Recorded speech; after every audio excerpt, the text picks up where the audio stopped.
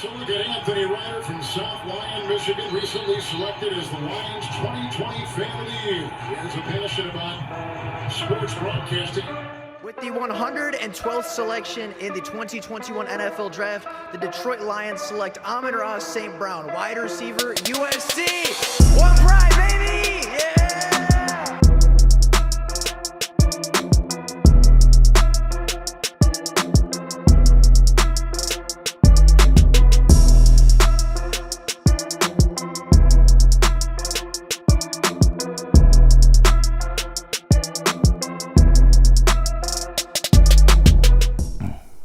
What is going on, everybody? Welcome back to another Detroit Lions video. Now, when you draft a rookie in the NFL draft, you expect that rookie to play a role in your team, right? Whether it's the first overall pick or Mr. Irrelevant, your team drafts that player in order to have an impact. Your player is drafted in order to improve the football team, and today we're going to talk about that in particular. We're going to talk about all of the rookies that were drafted in the 2022 class for the Detroit Lions and talk about the impact that they may bring in week 1 to week 17. And we're going to talk about some rookie stat predictions and stat projections to see where these rookies could end up being at the end of their rookie season. So with all that being said and all the intro stuff out of the way, let's get into taking a look and predicting some of the rookie stats and some of the things we may see out of this rookie class for the 2022 Detroit Lions. Now, starting off with the second overall pick in edge rusher Aiden Hutchinson. Aiden Hutchinson is the Lions' prized possession this season. He's the biggest offseason acquisition. He is expected to make a huge impact early, and I believe he will produce very similarly to the pro comp that he got from me during the NFL offseason. That would be Max Crosby. Max Crosby in his rookie season was a very good tackle. He wasn't a top 10 left end, wasn't the top 10 edge rusher, but absolutely gave tackles trouble each and every week and came away with 10 sacks and I believe 4 forced fumbles and even more tackles for loss. And although I don't think Aiden Hutchinson will be quite that good, I don't think Aiden Hutchinson will get quite as many forced fumbles or quite as many tackles for losses as Max Crosby did in his rookie season, more due to the fact that I believe he'll be rotated out more than Max Crosby was. I do believe Aiden Hutchinson will finish his rookie season right around 10 sacks, right around 15 tackles for loss, and 2 forced fumbles. That puts him on pace with some of the more productive rookie edge rushers in the past couple of years, right? That puts him right on par with Max Crosby, who I had as his pro comp. That puts him right on target with Joey Bosa in his rookie season, who a lot of people saw similarities between. I think he's going to be right between that 9 to 11 sack range, and I think 10 is the sweet spot. I think Aiden Hutchinson can very realistically reach 10 sacks this season, and if he's on the field more than I think he will be, because I do think there will be a healthy rotation of him and Romeo and Julian and Austin Bryant and Josh Pascal and even Charles Harris.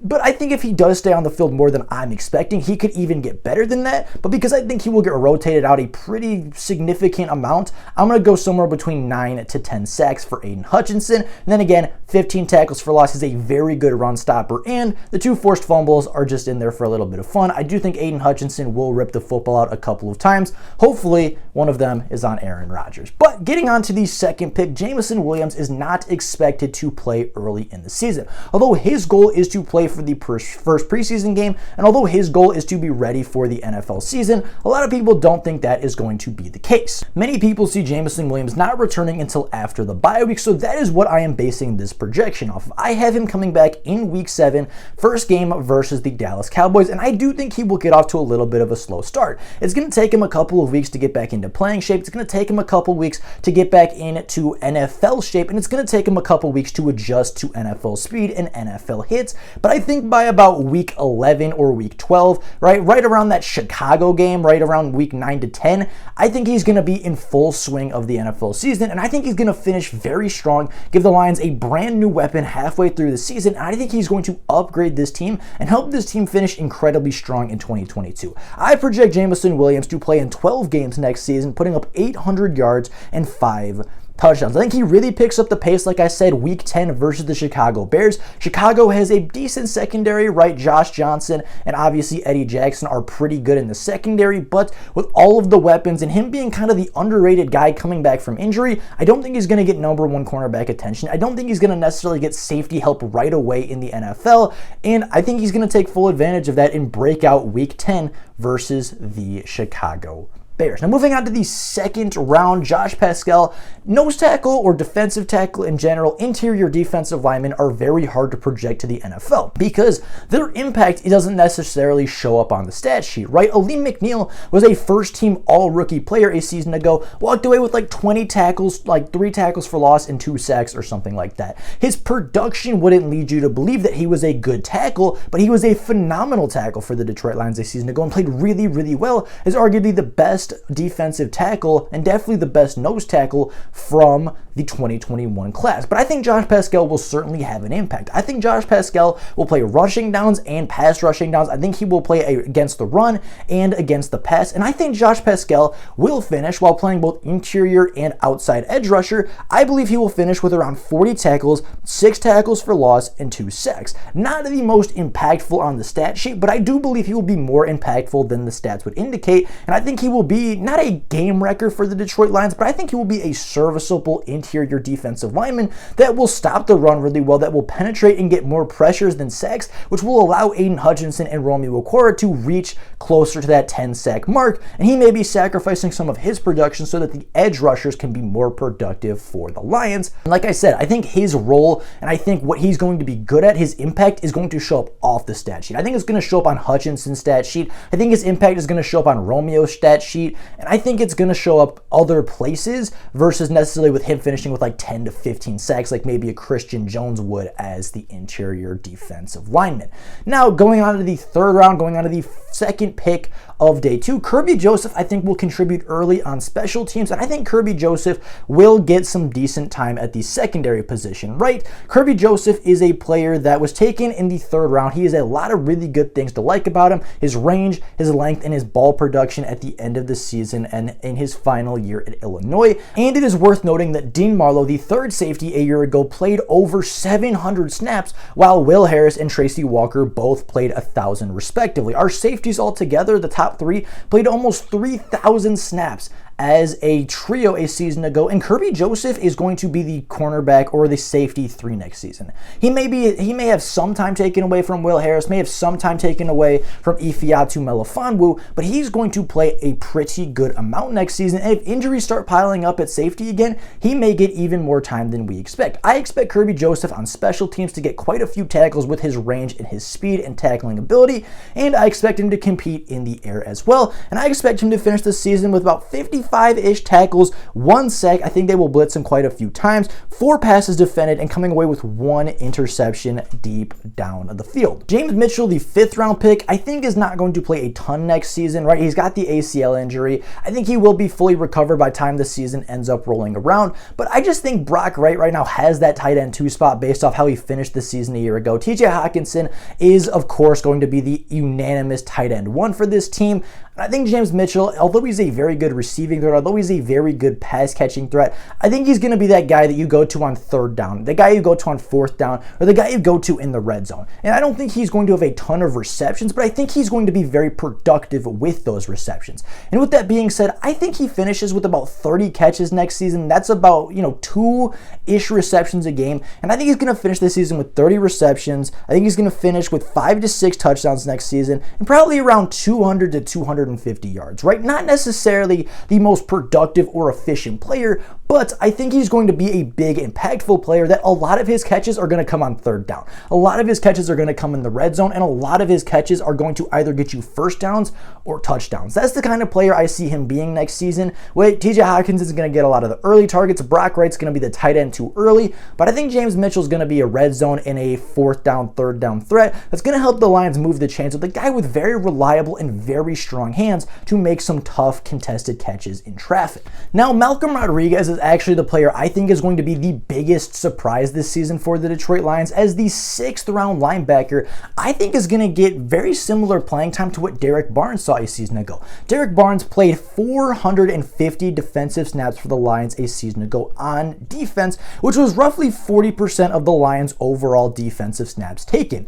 And with that being the case, I think Derek Barnes is going to move into a Jalen Reeves-Maybin role where he's going to be a starter this year, and I believe that Malcolm Rodriguez is going to play the Derek Barnes role, right? Come in on certain packages, be a preseason standout, be a special teams contributor, be a certain package type guy, and I think he will play roughly 400-ish snaps, right around 35 to 40% of defensive snaps for the Lions, and walk away with about 50 tackles, 1 sack, 2 tackles for loss, 3 passes defended, and an interception. I think he will be in more on 3rd and long and 4th and long on obvious passing situations. I think that's where you're going to see Malcolm Rodriguez come in because I think he is the most fluid and natural coverage athlete that the Lions have at the linebacker position right now. I think he will carve out that role with Derek Barnes pretty early on, and I think those two are going to be your primary coverage linebackers on 3rd and long, 4th and long, or obvious passing situations. So I think he will come away with an interception as well, but I don't think he's going to play the most snaps out of any individual linebacker. Now, James Houston is an interesting one because I honestly don't know if James Houston is even going to make the active roster,